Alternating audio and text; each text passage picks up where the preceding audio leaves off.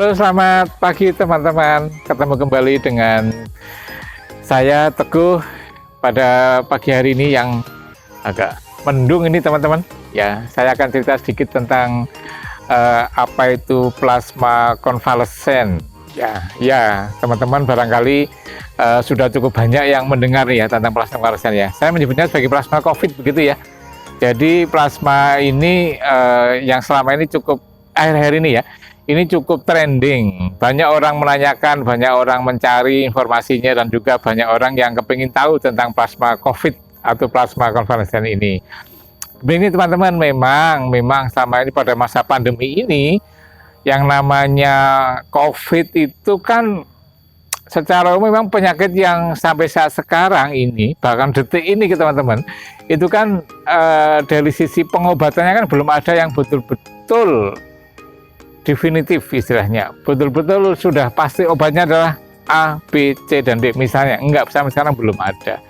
Sehingga apa teman-teman, sehingga selalu akan ada perkembangan-perkembangan, selalu ada upaya-upaya untuk mencari atau untuk mengusahakan pengobatan-pengobatan, mungkin digabung, mungkin dikombinasi, sehingga harapannya efeknya dicari yang paling baik dan paling manjur begitu teman-teman. Nah, disitulah muncul masalah. Kenapa? Karena memang sampai saat sekarang memang belum ada obat yang sifatnya definitif, belum ada satupun. Oleh karena itu memang sudah ada beberapa yang diakui cukup bermanfaat, tetapi tetap saja upaya-upaya untuk mencari pengobatan yang lain, alternatif yang lain tetap dilakukan. Nah, salah satunya adalah dengan pemberian terapi plasma konvalesen. Nah, khususnya begini teman-teman, jadi plasma konvalesen itu kan sebenarnya adalah plasma yang diambil atau didapat dari orang yang sudah pernah kena sebelumnya teman-teman.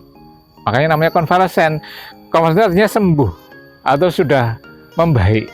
Nah, artinya orang yang tadinya terkena COVID, kemudian dia sudah sembuh, maka kita mengambil plasmanya. Nah, itu makanya namanya kemudian disebut sebagai namanya plasma konvalesen. Nah, teman-teman sekalian, saya kira ada di tayangan saya sebelumnya disebutkan bahwa di darah kita itu kan ada komponen darah itu kan ada komponen selnya, ada komponen cairannya. Nah, komponen selnya itu kan ada sel darah merah, sel darah putih, ada sel trombosit teman-teman. Nah, komponen cairannya itulah yang kita sebut sebagai plasma. Jadi plasma konvalesen ini ya kita ambil cairan dari seseorang yang sebelumnya sudah menderita COVID, kemudian mengalami penyembuhan, sudah segar kembali, sudah baik kembali, justru kita ambil plasmanya. Nah, plasma inilah yang kita sebut sebagai plasma konvalesen teman-teman. Nah, ini yang kemudian akan diberikan pada pasien yang sekarang sedang menderita, harapannya bisa membantu penyembuhan, membantu supaya tidak ada risiko menjadi lebih berat, membantu supaya virusnya lebih cepat tereliminasi. Tereliminasi teman-temannya. Ini semua yang kita harapkan dari fungsi pemberian plasma konvalesen. Cuma ada beberapa catatan teman-teman. Yang pertama, bahwa pengobatan plasma konvalesen ini bukan sebuah obat yang sifatnya obat utama. Jadi dia adalah pengobatan yang sifatnya namanya adjunktif, namanya tambahan. Artinya apa? Artinya seorang pasien yang kita berikan transfusi plasma konvalesen itu juga harus mendapatkan pengobatan yang lainnya. Bukan berarti begitu diberi plasma sudah nggak boleh lain, enggak. Jadi ini namanya tambahan terhadap pengobatan yang lainnya yang memang sudah standar di masing-masing, katakanlah masing-masing rumah sakit teman-teman. Itu konsep dasar bagaimana kemudian orang memberikan plasma konvalesen untuk mengobati pasien yang sedang menderita COVID-19. Begitu teman-teman. Catatan yang lain yang juga harus diketahui teman-teman sekalian adalah bahwa tidak mudah begitu saja orang atau dokter akan memutuskan oke, langsung berikan. Enggak segitunya. Semuanya ada pertimbangan-pertimbangannya, semuanya ada penyiapannya, baik itu penyiapan donornya ataupun juga penyiapan pasiennya tentu saja teman-teman. Nah, terkait pasien itu memang biasanya diberikan pada tidak seluruh pasien. Pasien yang tanpa gejala, pasien yang gejalanya hanya ringan, hanya batuk, hanya panas, ada gejala-gejala yang berat, maka tidak diindikasikan untuk diberikan. Biasanya diberikan pada pasien-pasien yang kondisinya berat, bahkan yang kritikal atau kritis ya. Seperti apa ya? Pasien yang sudah membutuhkan bantuan pernafasan, pasien yang seseknya banget, pasien yang dengan kondisi-kondisi lain, gangguan-gangguan. Kan kita tahu kalau COVID itu gangguannya bukan hanya nafas, teman-teman. COVID itu gangguannya macam-macam. Ya di pernafasan iya, di saluran pencernaan juga iya, di saluran misalnya di darahnya juga terjadi gangguan, di faktor koagulasinya mengalami gangguan juga, atau gangguan faktor koagulasi atau faktor pembekuan darahnya juga mengalami gangguan, hampir seluruh sistem mengalami gangguan. Nah, oleh karena itu teman-teman pada pasien-pasien yang berat sajalah atau yang kritis saja yang biasanya diberikan plasma konvalesen. Itu catatan berikutnya. Nah, yang lainnya apa teman-teman? Ada masih beberapa catatan. Yang lainnya misalnya adalah bahwa pemberian plasma konvalesen ini juga harus mendasarkan kepada pertimbangan bahwa pemberian ini akan mendapatkan efikasi atau kemanfaatan yang lebih dibandingkan risikonya. Loh kok risikonya? Apakah ada risikonya? Ada teman-teman. Jangan dikira tidak ada risikonya, semuanya ada risikonya. Oke teman-teman, itu dulu, nanti saya sambung ya.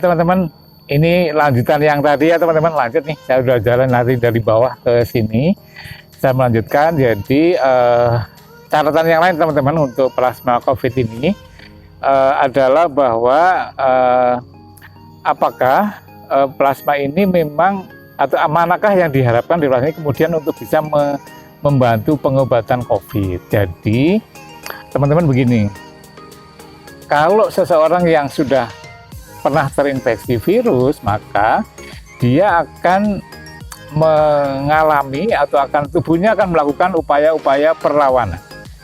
Upaya perlawanannya berupa apa? Perlawanannya berupa pembentukan antibodi. Nah, antibodi inilah yang kemudian diharapkan sudah kita dapatkan dari orang yang kemudian sembuh.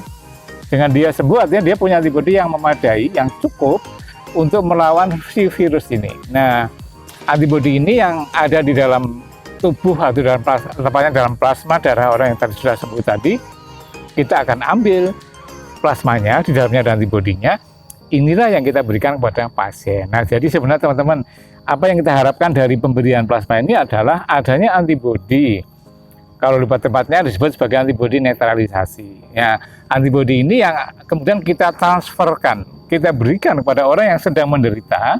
Harapannya antibodi ini yang akan melawan virus yang sedang menyerang si pasien. Nah, harapan baiknya adalah memang virusnya akan segera tereliminasi, akan sebagian terbunuh, akan mati, dan pasiennya akan mengalami penyembuhan dengan lebih cepat dan lebih baik. Ini yang kemudian diambil prinsip dasarnya, kemudian orang memberikan transfusi plasma konvalesen. Harusnya nyebutnya plasma COVID gitu saja teman-teman. Nah, dan terapi ini sebenarnya adalah upaya-upaya sudah lama, sudah kuno sebenarnya. Kuno kenapa ya? Kuno karena sebenarnya bukan lagi sekarang sebenarnya. Dulu-dulu pada saat ada infeksi virus yang lain selain SARS-CoV-2 atau COVID-19 ini, maka juga sudah digunakan. Saat ada beberapa virus Ebola di Afrika, virus MERS ya dan sebagainya itu sudah digunakan. Nah, harapannya di yang infeksi ini pun bisa memiliki kemanfaatan yang cukup yang bisa kita gunakan. Demikian teman-teman, mungkin sekilas ya tentang plasma konvalesen ini, kenapa kemudian orang dokter mencari untuk diberikan pada pasien, dan harapannya adalah memberikan kebaikan ataupun penyembuhan ya kepada pasien yang sedang menderita. Nah, mungkin itu dulu teman-teman ya, sedikit sekilas tentang plasma konvalesen. Mudah-mudahan ini menambah wawasan kita bersama. Terima kasih, jangan lupa selalu untuk subscribe, share konten-konten saya ini, dan jangan lupa